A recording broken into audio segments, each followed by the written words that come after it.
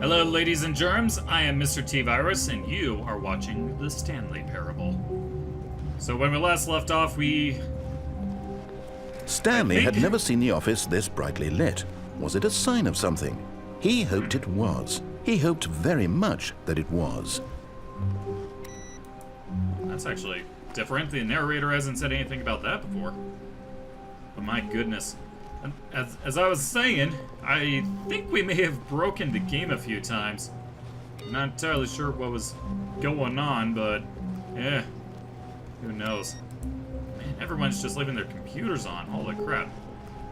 So at this point, I'm just going to try to explore and try to find more. When Stanley came to a set of two open doors, he entered the door on his left. Yeah, it is like really bright in here. You know what? This was not the correct way to the meeting room, and Stanley knew it perfectly well. Perhaps he wanted to stop by the employee lounge first, just to admire it. Yeah, because I think there's still several potential paths I can take just from doing this route. Yes, truly a room worth admiring. It had really been, but eager to get back to business, Stanley took the first open door on his left. Nope, still going to keep going, because I know there's more options this way. Stanley was so bad at following directions, it's incredible he wasn't fired years ago. Oh, okay, so let's see, oh, you know, we can potentially fall right here. Would that be a separate ending in and of itself? Just jumping off? But at the same time, I haven't been over where the lift is right now. You know what? Goodbye, cruel world. But in his eagerness to prove that he is in control of the story and no one gets to tell him what to do, Stanley leapt from the platform and plunged to his death. Good job, Stanley. Everyone thinks you are very powerful. Oh my gosh. Oh, that was just... What is this? I don't even... Wow. All of his co-workers were gone. What could it mean? Stanley decided to go to the meeting room. Perhaps he had simply missed a memo. Man, that was just cold, narrator. That was cold. Oh, that's another one of you. Ah, okay, so I remember last time when we were checking the computers, there was another one that had this similar screen, but now it seems like we're two further, so there should be 3 more by the looks of it. Not sure if we'd have to find them separately in different stories, if you will. Let's see. When Stanley came to a set of 2 open doors, he entered the door on his left. This was not the correct way to the meeting room, and Stanley knew it perfectly well. Perhaps he wanted to stop by the employee lounge first, just to admire it. Wow. Hey, yes, look at this lovely room. Okay, I'm bored. But eager to get back to business, Stanley took the first open door on his left. No. Absolutely not. Stanley was so bad at following directions, it's incredible he wasn't fired years ago.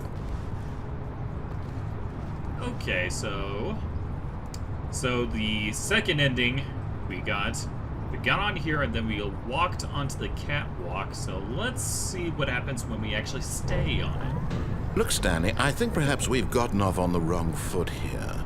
I'm not your enemy, really, I'm not. I realize that investing your trust in someone else can be difficult, but the fact is that the story has been about nothing but you all this time. There's someone you've been neglecting, Stanley. Someone you've forgotten about. Please, stop trying to make every decision by yourself. Now, I'm not asking for me, I'm asking for her. Her? Ooh. This is it, Stanley. Your chance to redeem yourself, to put your work aside, to let her back into your life. She's been waiting. It better not be GLaDOS. I don't need any more AIs in my life. Huh. Okay, so it'll probably take me... Whoa. That's her, Stanley. You need to be the one to do this. To reach out to her. If you can truly place your faith in another, then pick up the phone. Okay, you know what? I do not like this setup at all. Can I leave, please? Can I get... I regret everything! Why does the light have to swing? That just makes it so menacing. Oh, please tell me I can unplug this. As Stanley picked up the phone, a white light engulfed him, filling him not just with radiance, but with hope. Hope for a life reunited one...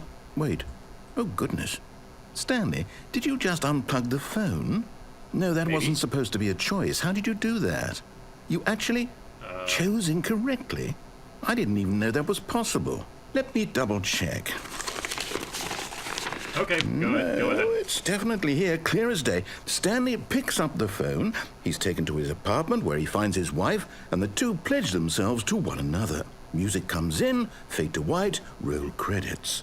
Not picking up the phone is actually somehow an incorrect course of action. How is that even possible?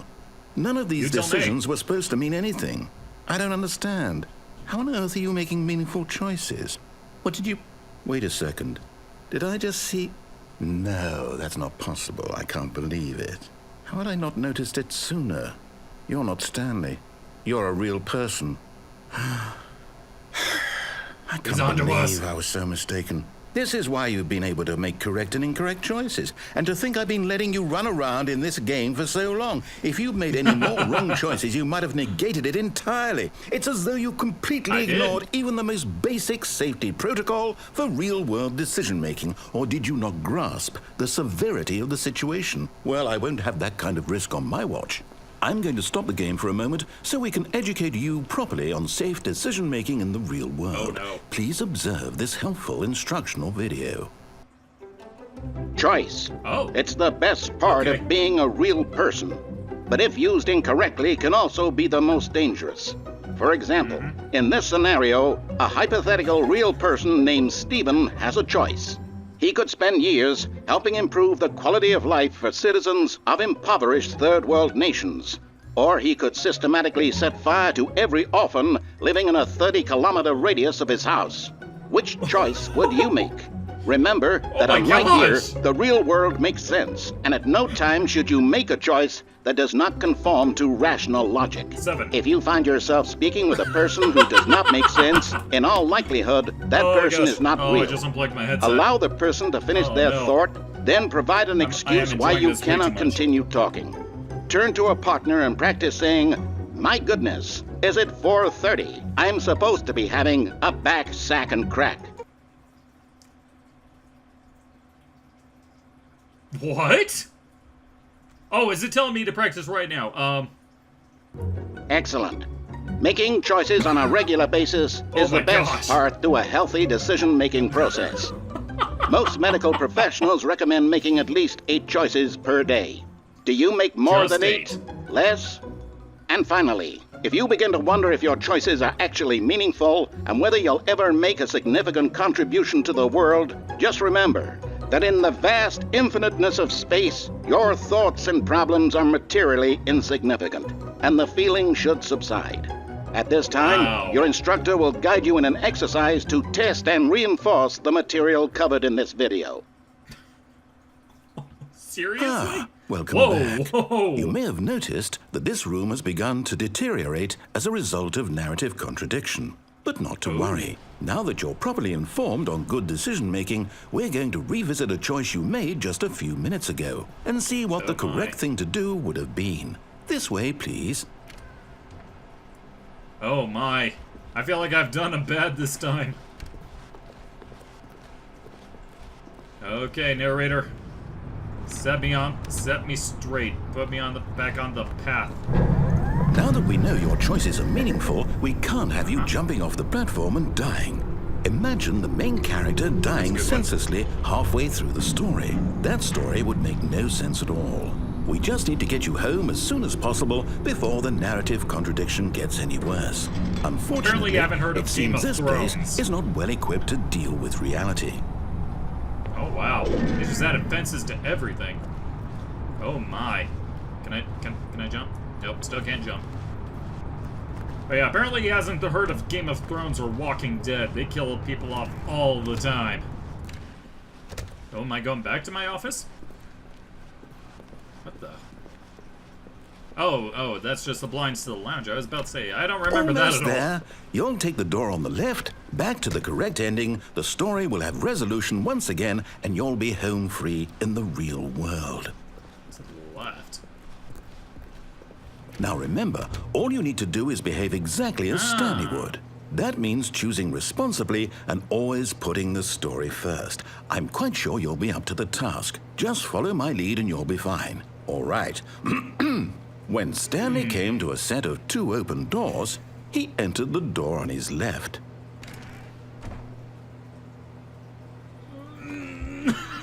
I'm sorry, I can't help. No! Why did you do that? Quickly, hurry back in the other direction. Perhaps we're not too late. Oh my gosh. Oh, just when I thought I couldn't love this anymore. Okay, let's try that again. Okay, is it going to change or is it still the same? Yep, still messed up. Okay. Alright, I'll appease you, narrator. Unless it's already too late. Oh my! Oh, it is. It's ruined. Oh. I can't believe, after everything we talked about, that you... My story! You've destroyed my work! Why? For what? What did you get out of that? What did you think was so special about seeing the game undone? Left here like so much garbage. It's worthless now. And what am I supposed to do? Even if there were a way to continue, would it be worth it? To know that my story is now incorrect? How can I go back to that? I can't erase that knowledge. I'll have to live with it forever, reliving its impossibility forever. I couldn't live that way. Is it better to shut the game down entirely? To willingly destroy all of my work? I don't know. What's the answer? Don't What do do it. I do? What do I do? What do I... You No, need to I make a have to. choice. I have to shut the game down. I have to. I have to. Oh my. Oh, you might want to reconsider this. I've done a real bad. Oh my, what is... Oh, man, it's not the apocalypse. I'm here. I'm still here. Here in this pile of rubbish. With you. You. Who thought you were so clever. Now look where we are. My entire game is destroyed. It was the only thing in the world that was mine, and you've run it into the ground. What, did you think that would be funny? You just had to see? Didn't I impress upon you how important it was to be like Stanley? He actually knows how to do what I tell him to. He understands that if I say to do something, there's a damn good reason for it. That thought hadn't even occurred to you, had it? That there's a world Stanley. outside of you? You're a child. Oh, Maybe. my story. Oh, I'm stuck. If you'd just gone through the door on the left, you would have seen it. There was a whole underground facility. You would have destroyed it and been victorious. It would have been so perfect. I worked so hard on it. I tried so hard. Behave exactly as Stanley would. That means choosing responsibly and always putting the story first. I'm quite sure you'll be up to the task. Just follow my lead and you'll be fine. All right. When Stanley came to a set of 2 open doors, he entered the door on his left.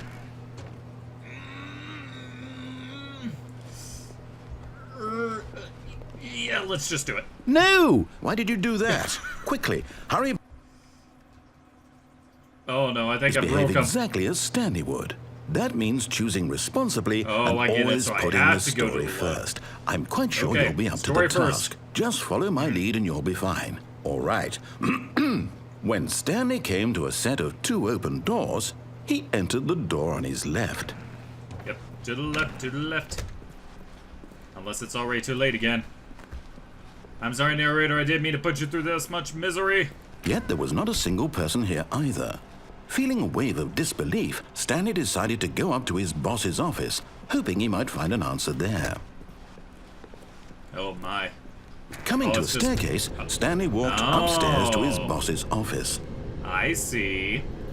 You took away the stairs so I can't deviate again. Very sneaky.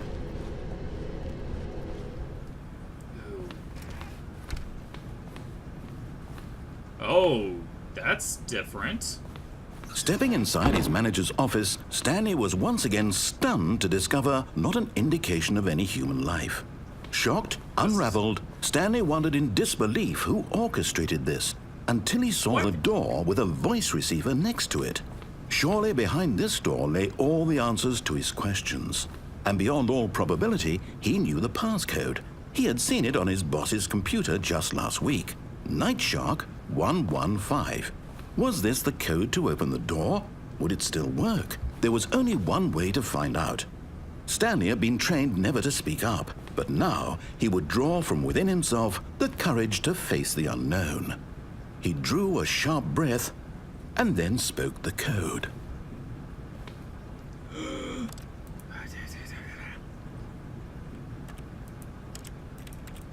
I'm trying to speak clearly. Night Shark 411. Stanley spoke the code. Night Shark 115. He spoke it into the receiver, right there on the wall. I'm trying to, but clearly Stanley can't speak. I can, but I can't speak I'm sorry, for is Stanley. there a problem? You didn't mishear me, did you? Please speak the code into the receiver. Otherwise, we can't get on with the story. This is a crucial step.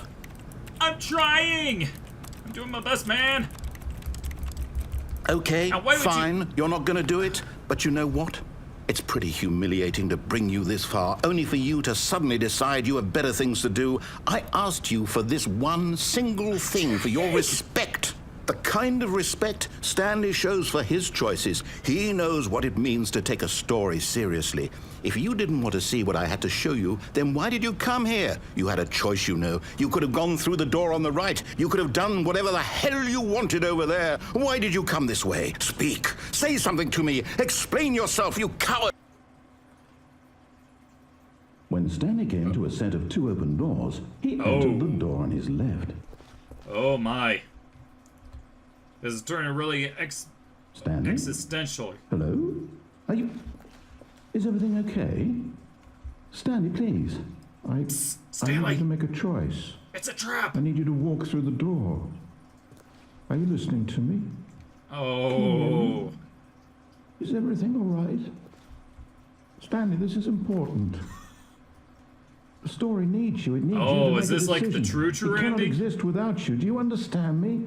Whatever choice you make is just fine. They're both correct. You cannot be wrong here. We can work together. I'll accept whatever you do. I simply need you to take that step forward, please. Choose.